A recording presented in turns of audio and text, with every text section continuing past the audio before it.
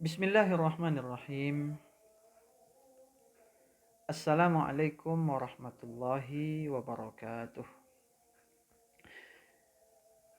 Alhamdulillahi rabbil alamin.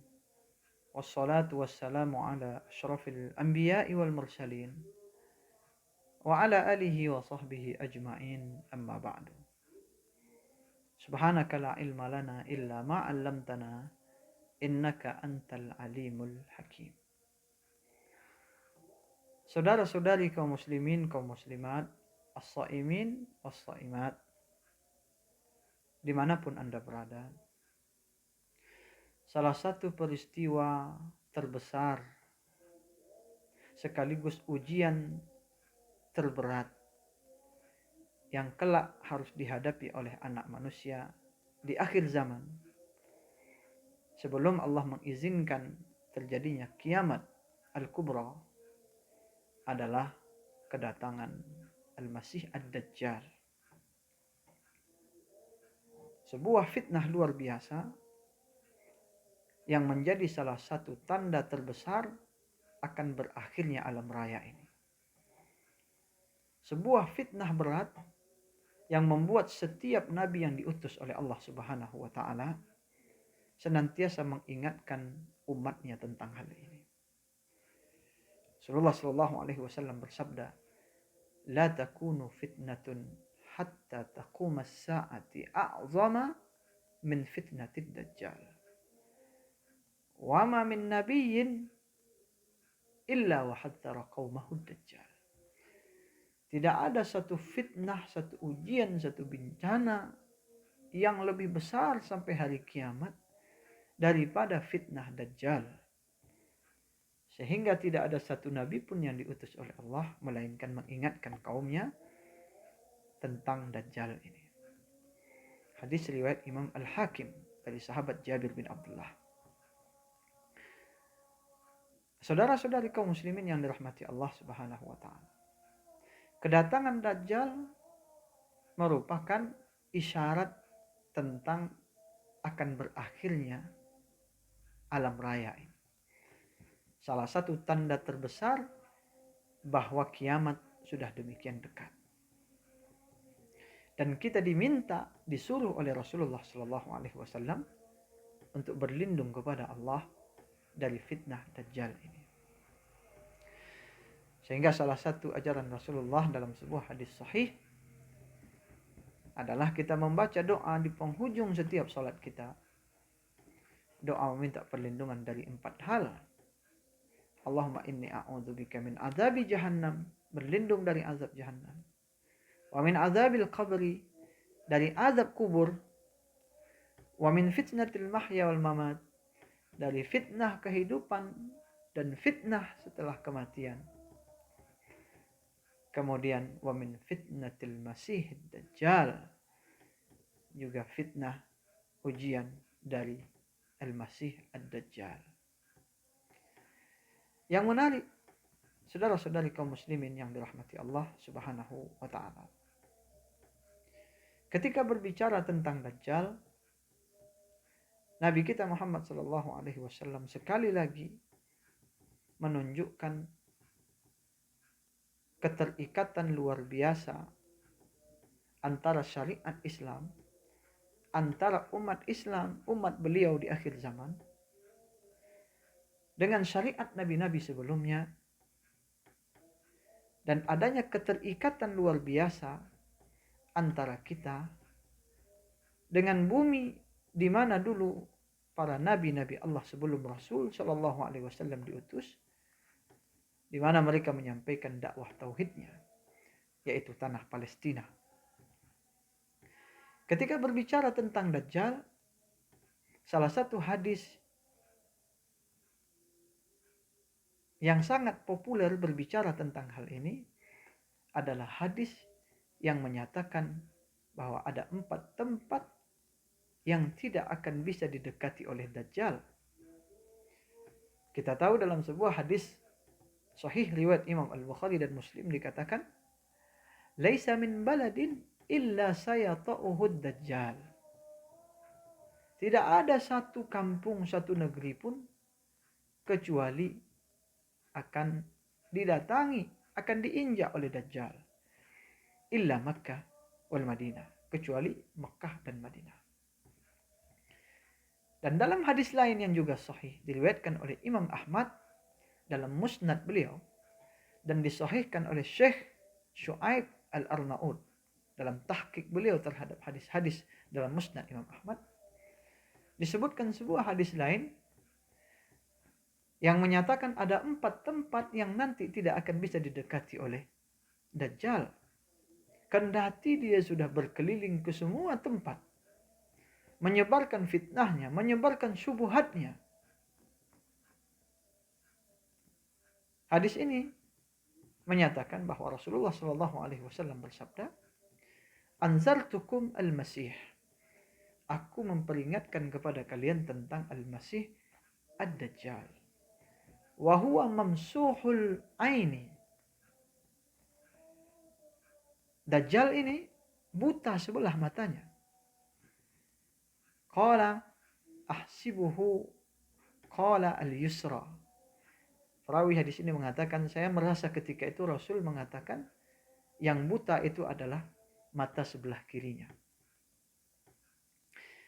Dilanjutkan dalam hadis ini bahwa Nabi mengatakan yasiru ma'ahu jibalul khubzi wa anharul ma'. Bersama Dajjal ini berjalan bersamanya gunung-gunung roti. Gunung-gunung terbuat dari roti. Menunjukkan suplai makanan, kecukupan makanan, kesejahteraan yang dia bawa bersamanya. Wa anharul ma', mengalir bersamanya sungai-sungai. Alamatuhu yamkuthu fil ardi 40 sabahan. Salah satu tanda-tanda dia adalah bahwa dia menetap di muka bumi selama 40 hari. Yablughu sultanuhu kulla manhalin. Kekuasaannya nanti akan menginjak segala tempat, akan menguasai segala negeri. Wala yaqrubu arba'ata masajida. Tapi dia tidak akan bisa mendekat, mendatangi 4 masjid. Pertama Al-Ka'bah, Masjidil Haram, Ka'bah. Yang kedua Masjidul Rasul, Masjid Rasul, Masjid Nabawi di Madinah. Kemudian yang ketiga Al-Masjidul Aqsa, Masjid Al-Aqsa di Palestina. Kemudian At-Tur, yaitu Tur Sina, Masjid Tur yang Allah Subhanahu wa taala bersumpah tentangnya. Wattini waz-zaitun wa turi sinin. Saudara-saudari kaum muslimin yang dirahmati Allah, hadis ini sekali lagi menggambarkan kepada kita tentang keterikatan yang luar biasa erat antara agama kita ini dengan agama-agama nabi-nabi sebelumnya yang menyebarkan ajaran tauhid keesaan Allah Subhanahu wa taala, terutama nabi-nabi yang menghabiskan masa-masa dakwahnya atau pernah menginjakkan kaki berdakwah di bumi Palestina. Kita kenal ada hadis yang mengatakan la tushaddur rihal illa ila thalathati masajid. Hadis yang senada menggambarkan keterikatan antara Masjidil Haram, Masjidil Nabawi dengan Masjidil Aqsa di Palestina. Tidak boleh atau tidak ada keutamaan sebagaimana ditafsirkan oleh Imam An-Nawawi dalam Syarah Muslim, tidak ada keutamaan untuk secara khusus melakukan perjalanan membawa bekal khusus dengan niat beribadah ke sebuah masjid di muka bumi ini, melainkan hanya 3 masjid saja. Masjid Al-Haram, Masjid Nabawi, dan Masjidil Aqsa. Dan hadis yang sedang kita bahas ini tentang 4 masjid yang tidak akan disentuh, tidak akan bisa didekati oleh Dajjal, juga menunjukkan hal yang sama tentang keterikatan yang kuat antara syariat Islam dengan bumi Palestina yang merupakan bumi warisan para nabi yang diwasiatkan untuk seluruh umat Islam sampai akhir zaman. Keberadaan hadis ini yang berbicara tentang Dajjal, artinya tentang akhir zaman, menunjukkan keabadian hubungan itu. Menunjukkan bahwa keterikatan itu tidak boleh putus sampai akhir zaman.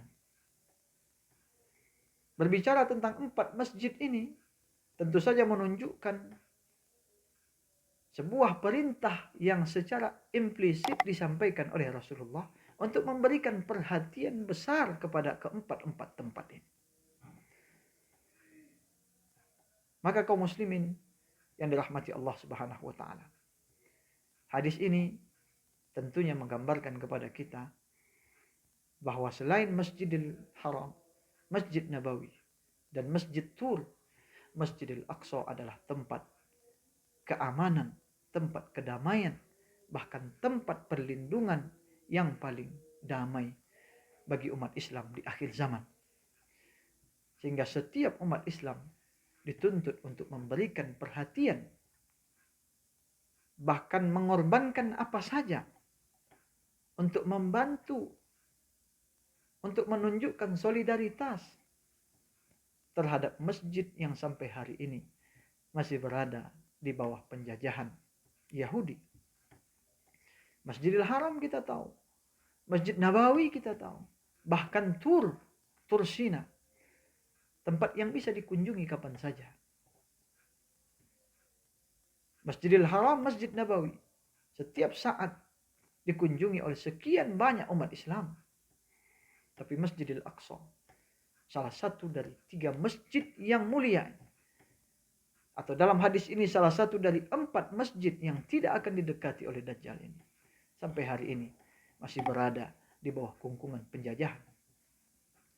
Hadis-hadis ini perlu kembali kita murajaah, perlu kita perhatikan untuk mengingatkan kita tentang keutamaan, tentang kemuliaan Masjid Al-Aqsa dengan negeri Palestina yang menjadi tempat keberadaannya. Tempat di mana Nabi diisrakan oleh Allah Subhanahu wa taala. Tempat di mana Nabi Muhammad sallallahu alaihi wasallam mengimami ruh seluruh para nabi dari Nabi Adam sampai Nabi Isa. Maka sudah sepantasnya kita ketika membaca hadis ini, pertama tentunya berlindung kepada Allah dari fitnah, dari ujian bertemu dengan Dajjal. Karena Nabi Muhammad SAW memang mengatakan, man sami'a ad-Dajjal, siapa yang mendengar tentang Dajjal, falyan'a anhu, hendaklah dia menghindar darinya, lari sejauh-jauhnya. Kenapa? Fa innar rajul, karena ada orang nanti yang akan ya'ti ilaihi wa huwa yahsabu annahu mu'min. Dia datang kepada Dajjal mengira bahwa dia beriman, dengan seluruh fitnah, seluruh subhat, seluruh kekuatan godaan yang dia bawa bersamanya, di mana dia memiliki surga, memiliki neraka, bisa menyembuhkan orang sakit, bisa menghidupkan orang mati. Ketika dia meminta hujan turun hujan. Ketika dia katakan datang kemarau, datang kemarau. Kita tentu berlindung kepada Allah dari bertemu dengan fitnah semacam ini. Dan yang kedua, sekali lagi, hadis ini mengajak kita untuk kembali memperhatikan salah satu bumi Allah, bumi suci yang disucikan oleh Allah dan para rasul, tempat di mana dakwah tauhid disebarkan oleh nabi-nabi sebelum Rasulullah SAW. Untuk kita perhatikan, untuk kita doakan. Mudah-mudahan di bulan yang suci ini Allah Subhanahu wa taala kabulkan seluruh doa-doa umat Islam. Terutama juga salah satunya doa agar Allah segera membebaskan Masjid Al-Aqsa, membebaskan Palestina dari penjajahan yang zalim yang terus mengungkung mereka sejak puluhan tahun yang lalu. Mudah-mudahan Allah segera melepaskan kaum muslimin, saudara-saudara kita di Palestina, membebaskan Al-Aqsa, sehingga kita bisa segera bersama-sama untuk berkunjung ke sana, sholat di sana, sebagaimana diperintahkan oleh Rasulullah Sallallahu Alaihi Wasallam. Terakhir, di bulan yang mulia ini juga, mari kita meminta kepada Allah agar kita di negeri ini, begitu juga seluruh negeri muslim, diberikan oleh Allah kembali kenyamanan, keamanan, terhindar dari segala macam bencana. Segera Allah angkat wabah ini, segera Allah angkat ujian ini, sehingga kita bisa melaksanakan Ramadan ini, melaksanakan ibadah-ibadah kita dengan penuh ketenangan, jauh dari was-was, jauh dari rasa takut. Wallahu a'lam bishawab. Aqulu qawli hadza wa astaghfirullah li wa lakum. Billahi taufiq wal hidayah. Wassalamualaikum warahmatullahi wabarakatuh.